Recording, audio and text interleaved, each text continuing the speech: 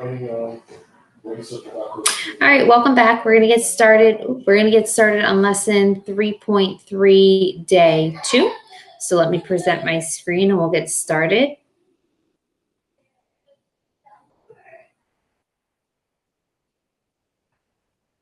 Okay. So yes. This one here. All right, so this is day 2 of lesson 3.3. So in day 1, we looked at solving by square root and solving quadratics by completing the square. Today it says determine whether you would use factoring square root or completing the square to solve the equation, explain your reasoning, then solve the equation. So, I mean, if you get the answer, it really doesn't matter which method you use. Some people will always want to try to do completing the square. I would not. But as long as you get the correct answer, all 3 methods could potentially work. There sometimes is an easiest method to use depending on how the problem's set up. All right, so the first problem, okay, kind of 2 options when I look at this one. I would probably solve this one by factoring. Someone might say, well, there's no C value. I could just do completing the square, right? If the B is 7, I could do 7 divided by 2 squared and add that to both sides. You could, but then you're working in fraction form. I would solve this one by factoring. So to factor this one, where's my, hold on a sec, gotta get my pen out. There we go. So to factor this one, I'm gonna pull out the GCF. The GCF is an X. So if I pull out an X, I have X, then in parentheses, X plus 7 is equal to 0. Once you're in factored form, you set each factor equal to 0. It's called the zero product property. So I have X is equal to 0 and X plus 7 is equal to 0. This one is already done. So I know one of the solutions, one of the x-intercepts, one of the roots is 0. And then here I'm just going to subtract 7 from both sides. And I have X is equal to negative 7. Not a good sign when my pen is already acting up on problem 1. All right, so that one I would do by factoring. Okay, this one, any ideas what you would do to solve this one, which method? I would definitely do square root, okay, because X is kind of stuck in the parentheses with that square. So to undo that square, I'm going to take the square root of both sides of the equation. Don't forget your plus minus on the other side when you take the square root. So the square and the square root cancel, and you have X minus 1 is equal to plus minus the square root of 35. All right, square root of 35 can't be simplified. There are no perfect square factors. So I'm going to add 1 to both sides of the equation to get X alone, and I'm left with X is equal to 1 plus or minus the square root of 35. Okay, and that's the answer for that one. All right, let me scroll up so we can keep on working. So the next problem, there again are more than one, approach for this one. Some students might say, I'm going to solve by square root. I'm going to isolate the X squared and then take the square root of both sides, and that would work. Others might notice the pattern and say, I'm going to solve by factoring, and that will work as well. So I'll show both ways because they both are pretty easy. So if I was solving by square root, what I would do is I would isolate the X squared as much as possible. So I'm going to add 225 to both sides, add 225 to both sides. So I'm left with X squared is equal to 225. Now to get the X alone, I have to take the square root of both sides. Don't forget the plus minus. So I have X is equal to plus minus root 225. That is a perfect square factor, right? 15 times 15 equals 225. So the answer is that X is positive 15 and negative 15, okay? The other option for that same problem, X squared minus 225 equals 0. This is a difference of squares. This is one of our factoring patterns you learned in Algebra 1. So you have X minus 15 and X plus 15 equals 0. You're going to set each one equal to 0. And you're going to solve for X. Oh, there we go. Going crazy. So add 15 to both sides. You get X is equal to a positive 15. Subtract 15 from both sides. You get,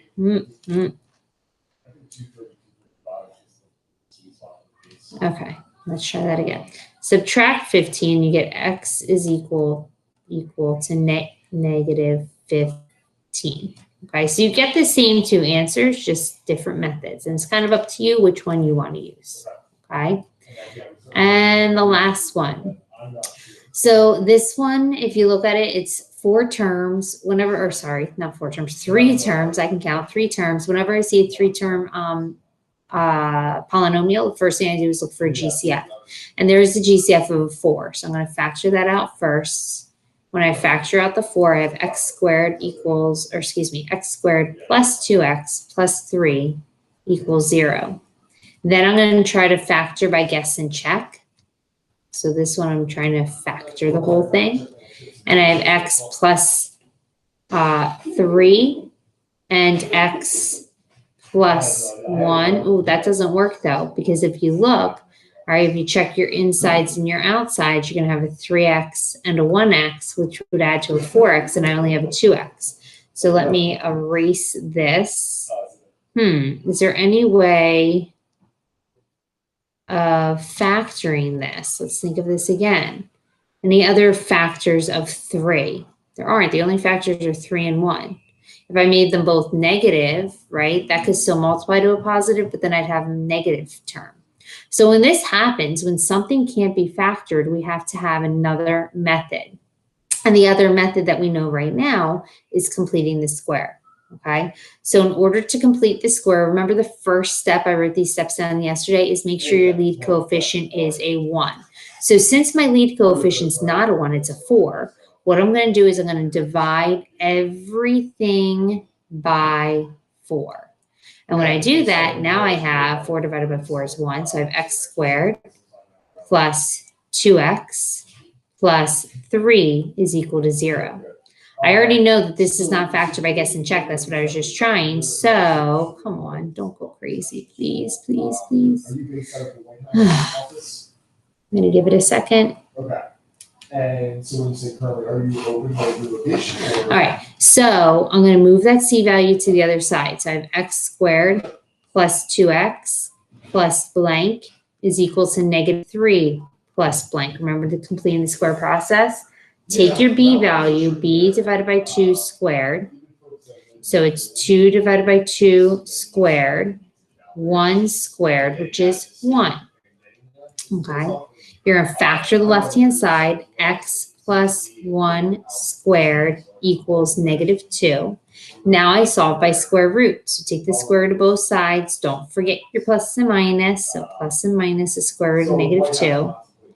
And then that is imaginary. So it's plus or minus I root 2. And finally, move the 1 over by subtraction. So x equals negative 1 plus or minus I root 2. And that would be the final answer there. All right. All right. And let's see what else we have today. Oh, this next problem says the area, I hope the background noise isn't too much, guys. My husband's still working. My kids are watching TV and laughing. I hope you can't hear all that. And if you can, I apologize. All right, the area of the triangle is 30. Find the value of x. Okay, so if you don't know how to start, think about the fact that they're talking about area and of a triangle. So what I start by doing is just writing down the area of a triangle formula, which hopefully we all remember is A equals 1/2 base times height. I think that this is supposed to be a right triangle. We're supposed to, this thing is like going crazy today. Try this again. We're supposed to know that this is a right triangle. They forgot to put the little box there indicating it's a right triangle. Okay, so that we know that we have the height and the base. So if the area is 30, replace A with 30. And if the base is represented by x plus 2, let's write x plus 2 for the base. And if the height is represented by 3x, let's write 3x for the height. Now let's clean this all up, okay? Let's do a lot of distributing and cleaning up. So I have 30 is equal to 1/2, and I'm going to distribute the 3x into the parentheses. So 30 is equal to 1/2 Oh my goodness, why is this happening?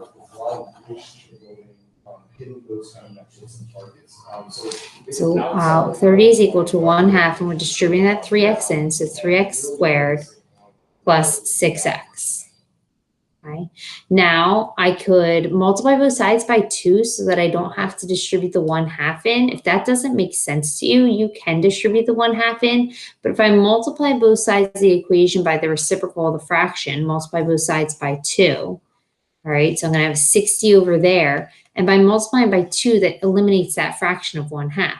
So now I have 60 is equal to 3x squared plus 6x. Again, if that doesn't make sense to you, if you were going to distribute the 1/2, you can, but then you're going to be working with some fractions and have to do some work, okay? All right, I'm going to set the equation equal to 0 just so we can look at it for a second. So I'm going to subtract the 60 away. So I'm going to have 3x squared plus 6x minus 60. Okay, so I could try to factor it. I could try to pull out 3 and factor, but I'm actually going to assume that this needs to be done by completing the square because that's what we've been doing. So I'm going to first divide everything by 3 so I can have an a value of 1. Remember, that's one of the conditions for completing the square. So now I have 0 equals x squared plus 2x minus 20. Okay. I'm going to write that up here and then erase a little bit. It says 0 equals x squared plus 2x minus 20. Let's erase all this so I have more room to do my work. All right, so completing the square says move the c to the other side. So move that 20 over by addition. It's a positive 20 equal. Positive 20 plus blank, don't forget those blanks, equals x squared plus 2x plus blank. Remember, for the blanks, it's b divided by 2 squared. The b value is a 2. The b is what's in front of the x variable. So I have 2 divided by 2 squared. That's 1 squared, which is just a 1. Let it do its fat over here. Okay, so I have a 1 and a 1. So now I have 21 is equal to, and this can factor, and it factors to x plus 1 squared. At this point, you take the square root of both sides, so plus minus the square root of root 21 equals x plus 1. And now subtract the 1 from both sides. So I have negative 1 plus minus the square root of 21 equals x. Okay, if you want to swing it around, you can make it x is equal to negative 1 plus minus the square root of 21. All right. Okay, well, let's move on. All right, just 2 more problems. Want to see what else we had left. Okay, so here it says write the quadratic function f of x equals x squared plus 6x plus 22 in vertex form. Then identify the vertex. So I'm going to write down the steps. It's 4 steps, and it's good to have the steps written down to refer to again. Then we'll go through the problem. The first step is to replace f of x with a y. Second step is to complete the square. Third step is, after factoring,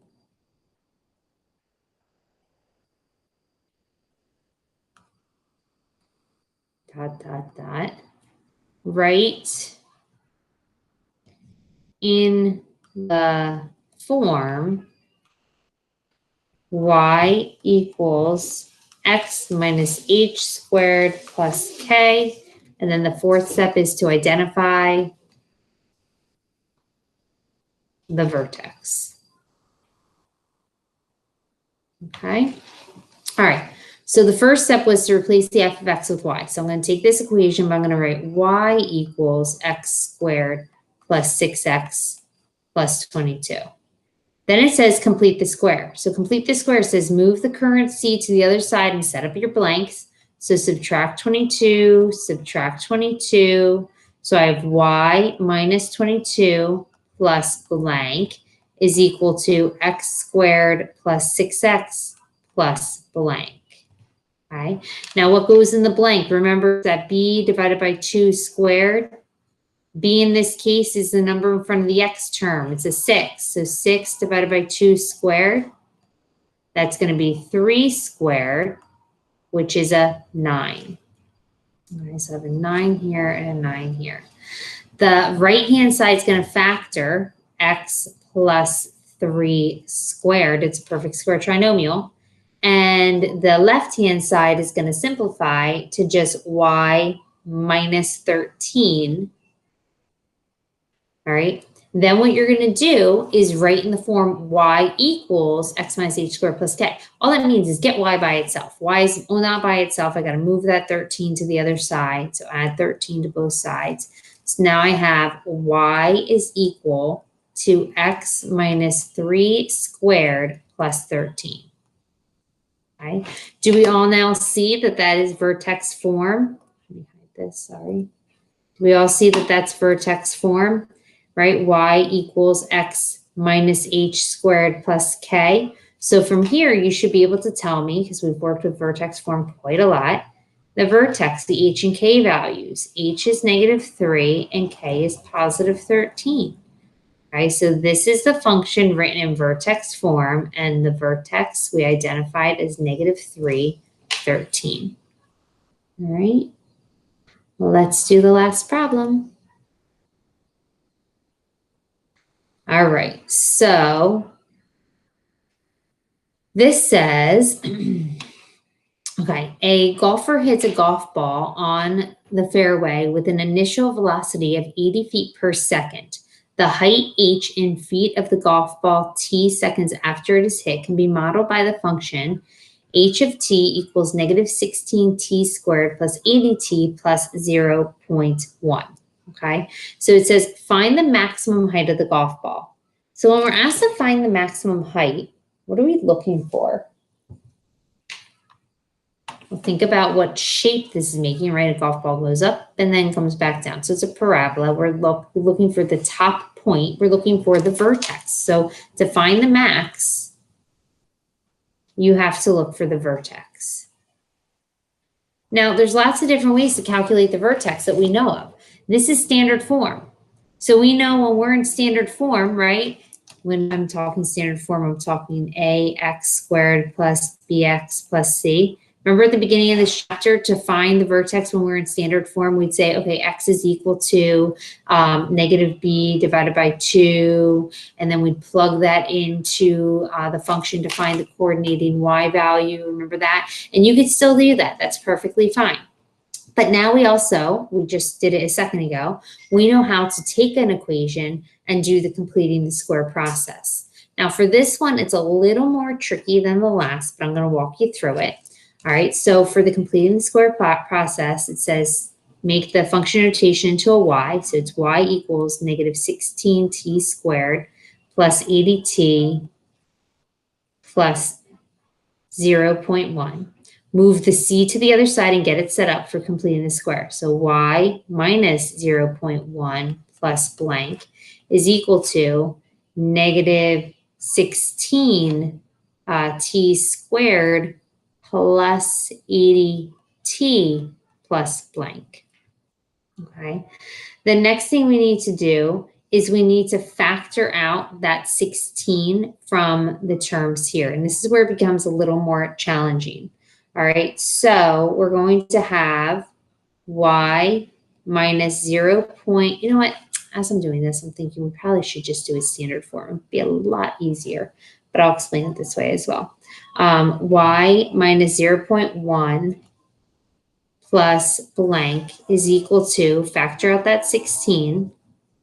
So when I factor out that 16, I have t squared, and that would be a -5t, because -5 times -16 will give you 80, plus blank.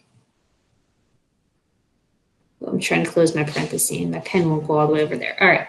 So now we have to do that b divided by 2 squared part. Okay. So when you do b divided by 2, we're talking -5 over 2, -5 over 2 squared. that's going to give you a 25 over 4. So that's what goes in both blanks, 25 over 4 and 25 over 4. But we have to think about something for a second. 25 over 4. I'm going to put it there first. The 25 over 4, since that negative 16 is outside, when I distribute back in, you really are doing 25 over 4 times negative 16. So in this blank, and this is why I said it's a little more confusing, in this blank, it's not just 25 over 4, it's actually negative 16. I don't know if I'm going to be able to write this all. Negative 16 times 25 over 4. Okay. All right. So we have y minus 0.1 minus, if you multiply, you're going to get 100 equals negative 16. And then this factors, right? There is always going to factor into perfect square trinomial. It factors to t minus 5 over 2 squared. Okay. So from there, what you're going to do is you're going to move this stuff back over to the other side. And we can combine like terms first if you want. Let's do that. So it's y minus 100.1 equals negative 16 t minus 5 halves squared. Move that 100.1 back to the other side. So it's y equals negative 16 t minus 5 over 2 squared plus 100.1. Okay, so now I'm in vertex form. We did all that work just to get into vertex form. So I'm going to now identify my vertex. My vertex is located,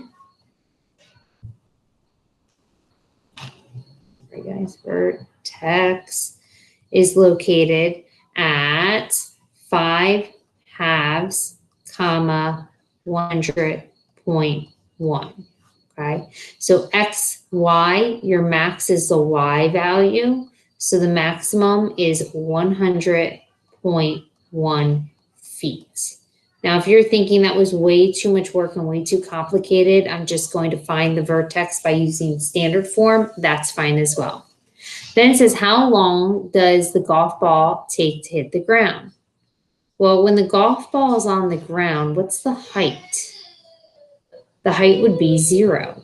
Okay, so in this case, I would plug a 0 in for the y and try to solve for t. Okay, so I would have 0 is equal to negative 16 t minus 5 halves squared plus 100.1. Okay, that's the equation I need to solve. Because again, I'm looking for how long, what's the time, what's the value of t when the ball hits the ground, when the height is 0. Okay, so to solve that, to isolate the t, I'm going to first have to move the 100.1 to the other side by subtracting 100.1. So I have negative 100.1 equals negative 16 times the quantity t minus 5 halves squared. Then I would divide everything by negative 16. And I do have a decimal written down on my paper. You could pull out a calculator and double check me, but that should be 6.25625 is equal to t minus 5 halves squared. Now I'm going to take the square root of both sides. Don't forget the plus minus, although we'll talk about that in a second. 6.25625 under the radical equals t minus 5 halves. Okay, and that's going to be, if you get your calculator again, that's about 2.50124968, right? I'm just going to write a bunch of decimals down, equals t minus 5 halves. Then I add the 5 halves to both sides, so plus minus 2.50124968 plus, right, moving it over by addition, plus 5 halves equals c. Okay, so there are two solutions, but remember, one would end up coming out as a negative and the other positive. Since time can only be positive, I'm going to take the positive answer. So when I add 2.501249688, the positive value, when I add that to 5 halves, right, that's going to equal t. That's approximately 5. So 5 is approximately t. And we'll be doing some some calculator skills in class, and I'll show you how to do this using the calculator as well, looking at the graph and coming up with that answer. Because I know that was a little crazy. All right, but that is the end of that lesson, lesson 3.3, day 2. So I will see you back here for the next one. Bye.